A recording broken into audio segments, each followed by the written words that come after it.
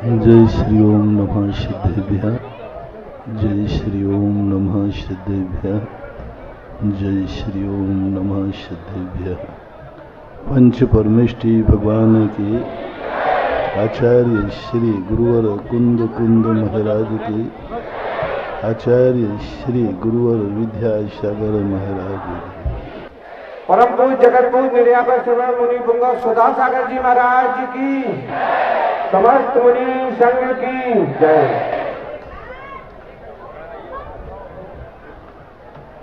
वो भी एक जमाना था, ये भी एक जमाना है। वो भी एक नजारा था और आज भी एक नजारा है।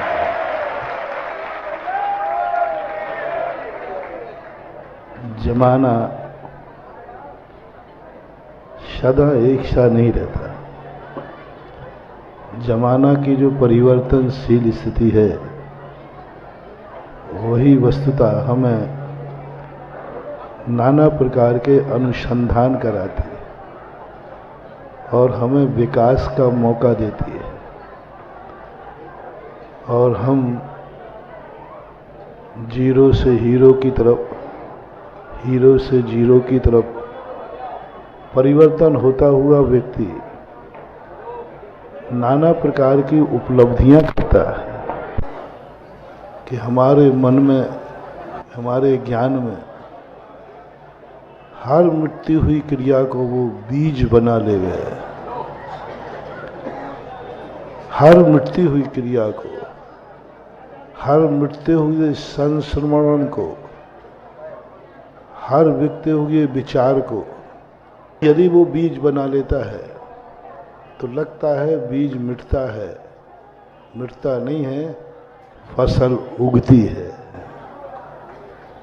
आज जो बाहर से अभिनंदनोदय तीर से देख रहे थे, कुछ अधूरा था 1 महीने पहले, आज कुछ पूरा सा लग रहा है।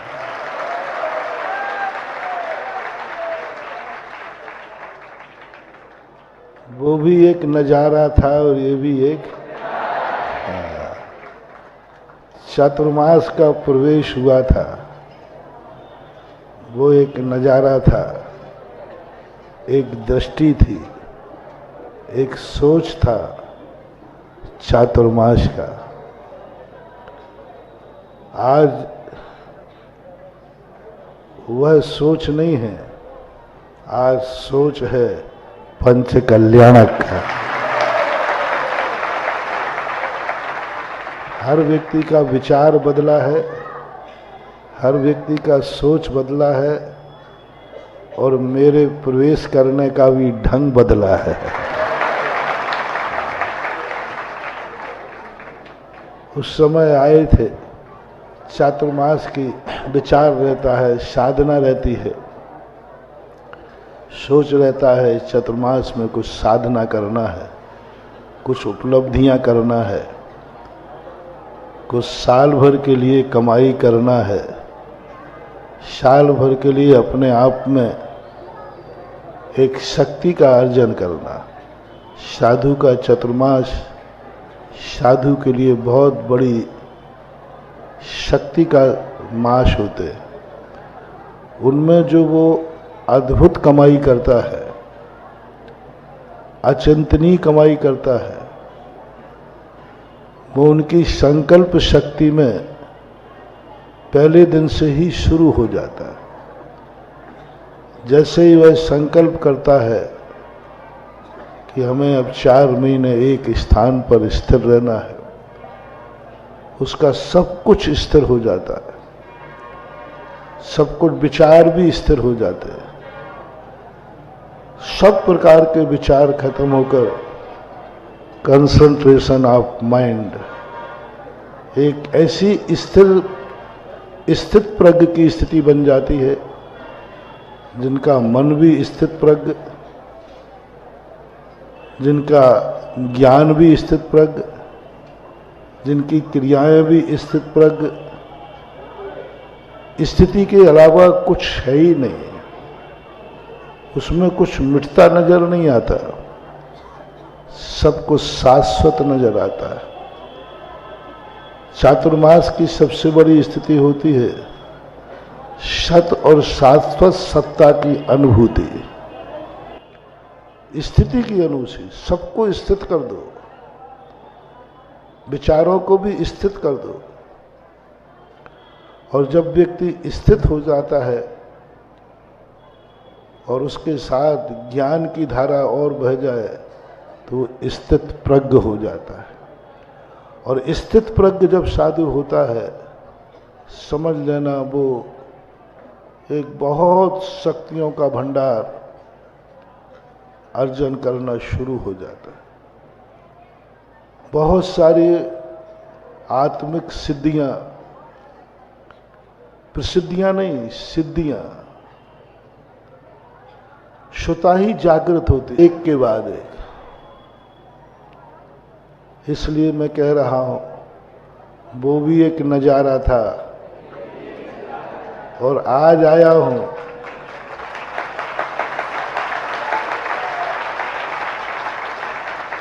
स्थित प्रज्ञ होने की बात ही नहीं आई ध्यान में।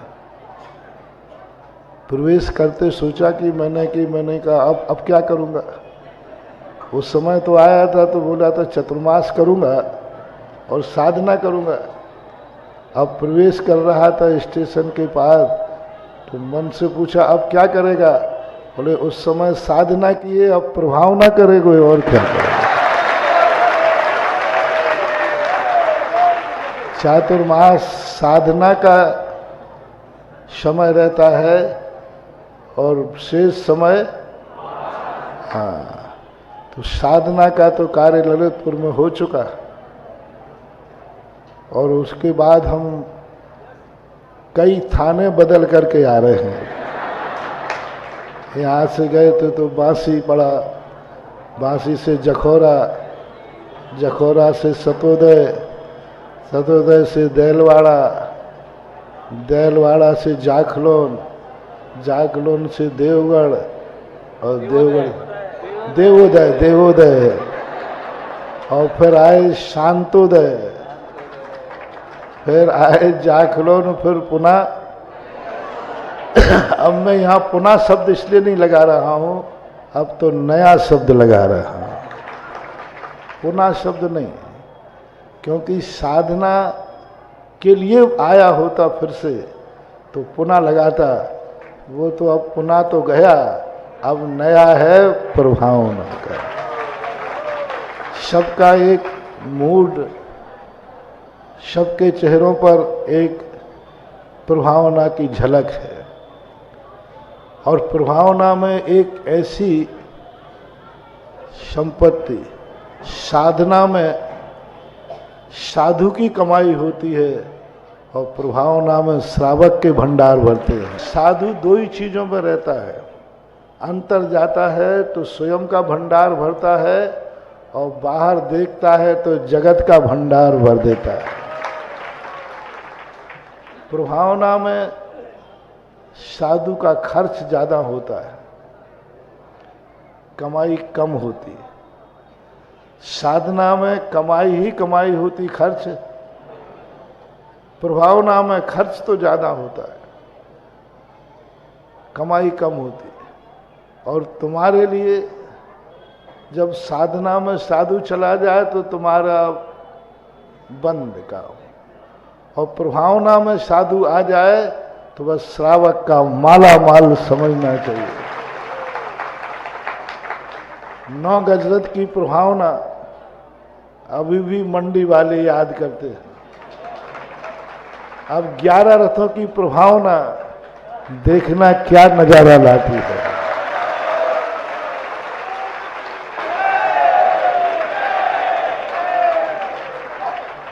नौ गजरतों की फसल, 9 गजरतों में जिन्होंने बोया था उनकी इतनी फसल हुई कि अभी तक भी उनके चेहरों पर लहलहा रही है।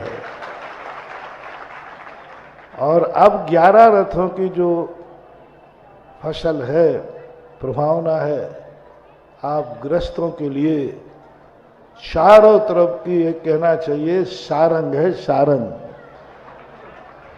ये 11 गजत मैंने कहा, साधु जब प्रभावना को आवे समझ लेना अब बहुत बड़ा इस जगत का भंडार भरने वाला है। क्योंकि साधु जब प्रभावना करता है तो उसकी दृष्टि बहिर्मुखी होती है। जहां दृष्टि होगी वही सृष्टि होगी। अंतर में दृष्टि चली जाती है तो सृष्टि अंदर की पनपती है, और बाहर दृष्टि चली जाए तो सृष्टि बाहर की पनपती है। प्रभावना में बाह्य दृष्टि होती है, और बाह्य दृष्टि का अर्थ है जगत का, श्रावक का, भक्तों का एक ऐसा जीवन निश्चित कर देना कि वे हर उतार चढ़ाव में हमेशा अपनी जिंदगी का झंडा ऊंचा करके चलते। 9 गजत के 9 गजत का इतिहास भी ललितपुर ने बनाया था, और 11 रथों का इतिहास भी ललितपुर बनाएगा। जो दुनिया की स्थिति है, और अंत में समय ज्यादा हो रहा है। कल भी एक नजारा था, देखो 3 बातें कही थी। वो भी एक जमाना था, वो भी एक नजारा था, ये बता दिया। अब कल भी एक नजारा था और आज भी एक। कल सुबह का माहौल क्या था? हम भी कल सब संघ ने कहा कि इतनी ताकत हिम्मत में नहीं, शरीर में नहीं है कि सवेरे के मौसम को झेल सके। बहुत मौसम, क्योंकि पूरी बेतवा नदी के किनारे हम लोगों की अच्छी तरह कुल्फी जमी हुई है, और फिर थोड़ी बहुत पिघली थी तो वो शांतोदय में तो पूरा ही जमी गया। वहां की रात ऐसा लग रहा था जैसे कोई माउंट आबू रात गुजारी हो। तो हिम्मत नहीं हुई। कमेटी वालों को भी थोड़ी सी आई दया। अब ये नहीं कह सकते हैं कि उन लोगों को मेरे ऊपर दया आ रही थी कि स्वयं ठंड से बचना चाहते थे। अब वो अंदर की बात वो जाने। हमें तो यही लगा, सब ने प्रस्ताव बनाया कि दोपहर में प्रवेश किया जाए, लेकिन पता नहीं है ना, आहार के बाद, समय के बाद उठा तो उठना में कि चलो चलते हैं। किसी को बिना इंतजार किए बढ़ गया और ऐसा बड़ा कि कल का बिहार शायद पहली बार इतना बड़ा हुआ है।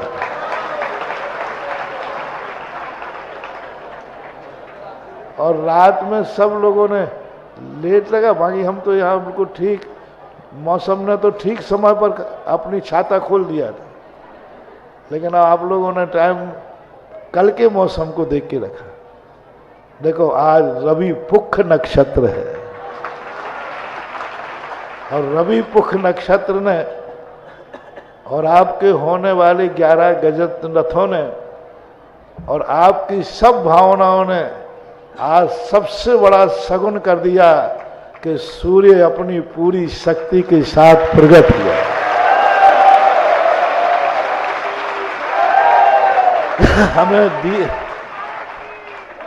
हमें दीप जला करके प्रकाश करने की जरूरत नहीं पड़ी। सूर्य सबसे बड़ा दीप बिल्कुल निर्बाध रूप से, पहली किरण में भी धुंध नहीं थी। पहली किरण सूर्य की निकल रही थी, बताया एकदम स्पष्ट सूर्य निकला। और ये आज सुबह का एक नजारा, एक शुभ संकेत, शुभ सगुन और शुभ बरसात, ये सारे जगत के लिए बहुत कल्याणकारी होगी।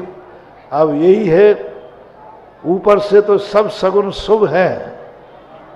ललितपुर वालों, तिथि भी पुख नक्षत्र है, सूर्य ने भी अपनी सहमति दे दी, प्रकृति ने दी।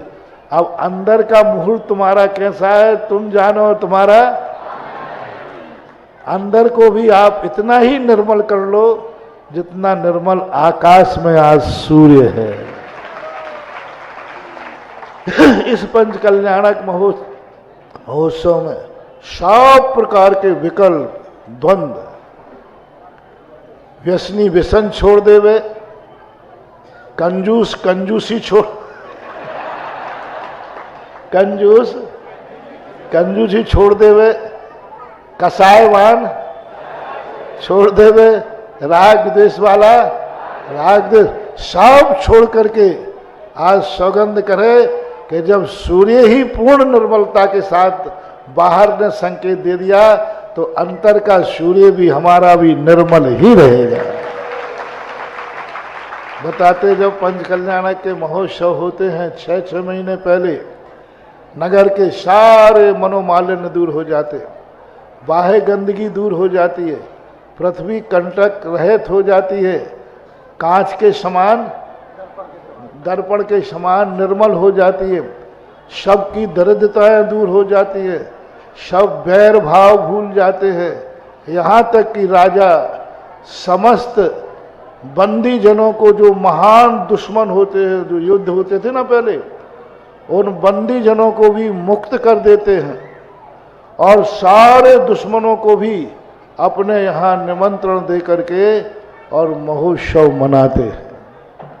इसलिए अब अंदर का सूर्य आप लोग जगाएं, बाहर का तो हमने सब यशोगान, सब शुभ ही शुभ होने, बस अंदर का सूर्य और तुम जगा लो तो तुम्हारा बिल्कुल शुभ ही शुभ हो जाएगा। और अंदर तुम्हारी गंदगी रही तो फिर मत कहना कि हमें किसी ने कहा नहीं था, मुझे किसी ने बताया नहीं था। बाद में पछतावे के अलावा कुछ नहीं रहेगा।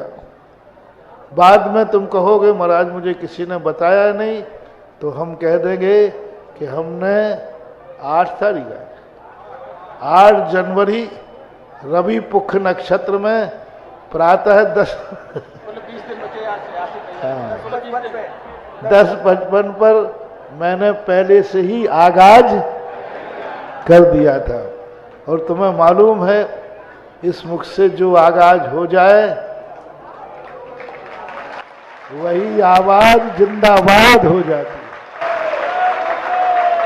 इसलिए सब प्रकार के सब विकल्प, महिला पुरुष बच्चों से मंडलों से सब से कहना, सब एकदम भाईचारा, एकदम निर्मलता। 20 दिन बचे हैं शायद, है ना, 20-22 दिन जो बचे, 20 दिन बचे। सब विकल्पों को द्वंद्व छोड़कर, कुछ विकल्प नहीं, मात्र एक ही लक्ष्य है, हमारा नगर वह 11 रथों का महोत्सव, त्रिकाल चौबीसी, नंदीश्वर महादीप, सहस्रकूट, रजतमय चौबीसी और जिनगम में, हाँ। और 2 लोगों ने तो कहा है कि 2 सोने की मूर्ति और बनी है ललितपुर में, बड़ी बड़ी 51 इंच की सोने की मूर्ति बनी है, ऐसा लोगों ने कहा है। 2000 किलो की सोने की मूर्ति बनी, ऐसा हमें किसी ने कहा है, अभी मुझे पता नहीं है। चांदी की तो पता है, लेकिन 2000 किलो की एक मूर्ति 2000 किलो की है, ऐसी 2 मूर्ति सोने की बनी है, ऐसा हमारे कानों में सुनाई पड़ा है। अब वो क्योंकि लोग अपनी आंखों से देख करके आए और वहां जब जयपुर में देखा तो सबने यही कहा, भैया इतनी बड़ी सोने की मूर्ति कहाँ की बन रही है, इतनी बड़ी सोने की मूर्ति कहाँ की बन रही है? तो उन्होंने कहा ये ललितपुर की है, ललितपुर की। तो उन्होंने मुझे सुनाया, महाराज जी अभी तो वही सुना था कि रजतमयी मूर्ति बनी थी, आपने घोषणा की थी कि रजतमयी विश्व की पहली मूर्ति यहाँ पर लेकिन आपने कभी भी सोने की मूर्ति तो नहीं बताई कि सोने की भी बन रही है। इतनी अच्छी मूर्ति को आपको घोषणा करना चाहिए था। मैंने कहा भैया ये तो मुझे भी पता नहीं है। यानी ऐसे जो बनते समय अपने आप का स्वर्ण का रूप दिखा रही है, वो भी अपने आप में एक होने वाला है। तो सब तरफ से शुभ समाचार हैं। बस आज मेरा प्रवेश पर सबके लिए एक ही बात, सबको आज एक ही संदेश। पुख नक्षत्र, रविवार का दिन, रवि नक्षत्र है, और रवि ने अपना पूरे रूप दिखाया। आप लोग भी सब विकल्प, एक ही चर्चा, घरों में भी सासू बहू में अनमन हो तो 20 दिन के लिए छोड़ दो। हर बहू सासू के पैर पड़ के कहेगा मम्मी जी, और हर सासू आशीर्वाद देके कहेगा बिटिया जय हो। बहू को बेटी मान लो और बहू सासू को, सब घर के भी भाई भाई में हो तो वो भी भूल जाओ। अड़ोसी पड़ोसी में हो तो वो भी भूल जाओ। व्यापार धंधे में हो कोई बात तो वो भी, सब तरफ से भूलकर बस एक ही बात है कि ये जो भंडार खुलने वाला है 20 दिन बाद, उस कमाई से वंचित मत रह जाना। अंतिम वाक्य है, आषाढ़ का चूका किसान, डाल का चूका बंदर, और इस महोत्सव का चूका श्रावक, ललितपुर का श्रावक कब ठिकाने लगेगा। डाल का चूका बंदर तो फिर भी, आषाढ़ का चूका किसान तो 1 साल में, और डाल का चूका बंदर 7 गांव के मध्य के पीपल की पाती लाए तो टूट जाता है, बंदर गिर जाता है ना। तो उसको क्या देते हैं बंदर वाले लोग सब, कि 7 गांव में, जो गांव के बीच में पीपल है, उन 7 गांव की पत्ती ला करके और सारे बंदरों को खिलाए तो उसको भी उसका भी चूकना खत्म हो जाए। 7 गांव का है बुलाते हो, और पत्ते लाकर सबको खिलाता है। तो बंदर उसको भी कहते हैं कोई बात नहीं, लेकिन रथों का चूका श्रावक कब ठिकाने लगेगा, जब 21 गज रथ चलेंगे तब लगेगा।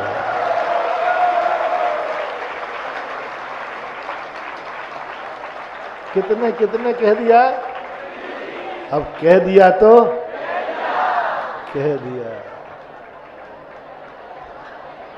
21 रथ मतलब रथ, इसलिए 21 रथ चले तब ठिकाने लगेगा। इतना इंतजार करना पड़ेगा, इससे अच्छा है 21 दिन संभाल लो ना। 21 रथों का इंतजार करने की अपेक्षा 21 दिन को अपना मन निर्मल करो, वात्सल्यमय करो, आनंदमय ऐसा बनाओ। सारा ललितपुर में एक ही सबकी आत्माएं इस लाभ लें, सबका जीवन आनंदमय हो, सब सुख समृद्धि हो। मैं तो यही दृष्टि से सोच करके अंतर जगत से बाहर की तरफ आता हूँ। या तो मुझे लाभ हो और मुझे नहीं तो मेरे भक्तों को लाभ हो, 2 में से एक कोई होना चाहिए।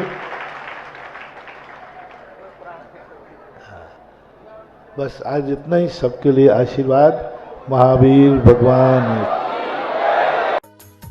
इस कार्यक्रम के पुण्यार्चक थे श्रीमान मोहनलाल जी गदिया, श्रीमती भंवरबाई पुत्रवधू, श्री पदमचंद गदिया, श्रीमती विमला पुत्र पुत्रवधू, श्री नरेश कुमार, श्रीमती राजुल पुत्र पुत्रवधू एवं समस्त गदिया परिवार भीलवाड़ा राजस्थान, श्रीमान त्रिलोक चंद जी गंगवाल, श्रीमती कांता, श्रीमान अशोक, श्रीमती शकुंतला पुत्र पुत्रवधू एवं समस्त गंगवाल परिवार भीलवाड़ा राजस्थान। स्वर्गीय श्री उत्तम चंद्र जैन जी नौगांव वालों की पावन स्मृति में धर्मपत्नी श्रीमती नत्थीबाई जी जैन, विंध्या इंजीनियर, रीवा की ओर से पुत्र एवं पुत्रवधू श्री त्रिलोक चंद जैन जी, श्रीमती रानी जी। पुत्री एवं दामाद श्वेता जैन, प्रसन्नजीत जी। पुत्री अपूर्वा। पुत्र एवं पुत्रवधू संजीव जैन, ज्योति जैन। पौत्र एवं पौत्री सूर्यांश, अदिति। पुत्र एवं पुत्रवधू राजीव जैन, साधना जैन। पौत्र एवं पौत्री देवांश जैन, प्रभावना जैन। पुत्र एवं पुत्रवधू श्री प्रदीप कुमार जैन जी, श्रीमती रीना जैन जी। पौत्री कुमारी प्रिया जैन। पुत्री एवं दामाद श्रीमती ममता जी, श्री अतुल जैन जी। नातिन एवं नाती